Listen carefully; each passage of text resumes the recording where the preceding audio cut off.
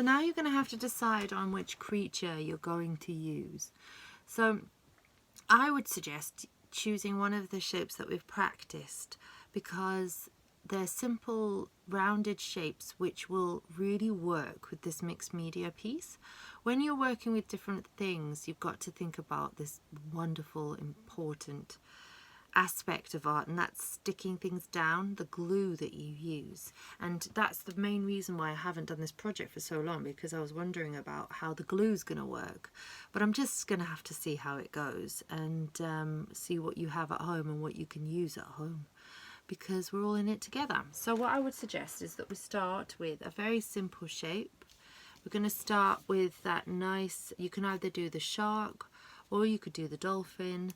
I'm going to do the clownfish because he's got that nice round body.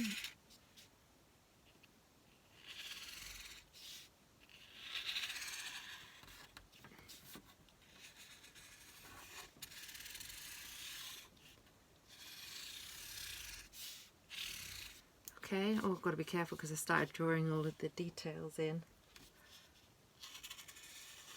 Now, some of the details are not going to end up coming on the final piece, but we'll add them now because we can paint them out later and decide as we go along what we're going to keep and what we're not going to keep. We just need to know where everything is going to go.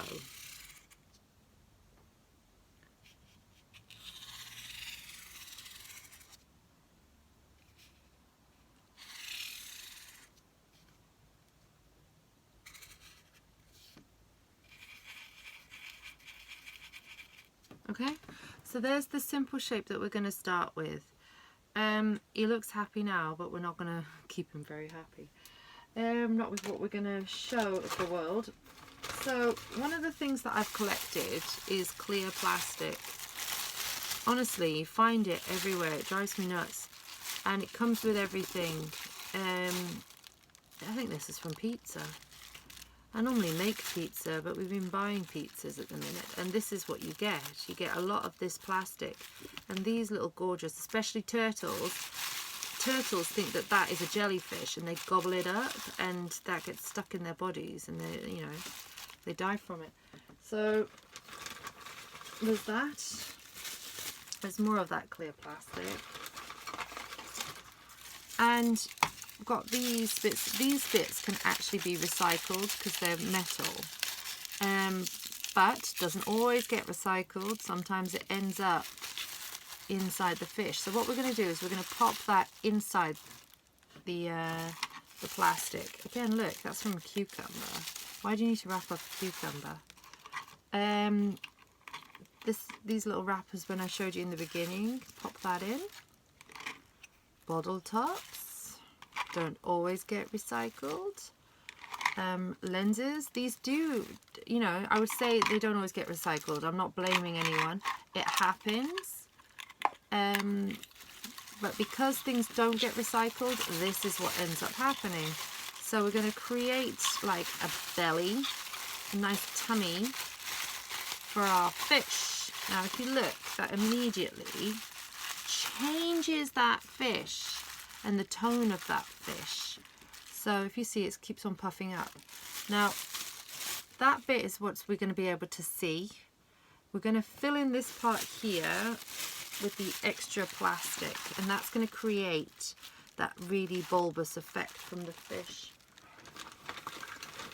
Personally, I do have some extra plastic because I do want to lift up the tail a bit. But the main part is that most of the rubbish goes into their tummies. So I think that's actually pretty cool.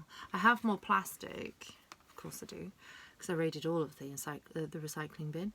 And but that is where the majority of the rubbish goes. It goes into their stomachs. They eat it, poor little babies. Oh, I get so passionate about it. I find it terrible.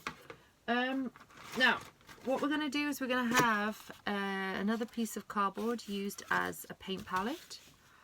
Okay. And I know, don't get me wrong, I'm part of the problem. I didn't get this from somebody else's bin. I got it from my own. And we're just going to use some bog standard white PVA glue. So this would commonly be called school glue. I don't know what you call it in America. So we're just going to call it PVA glue for now.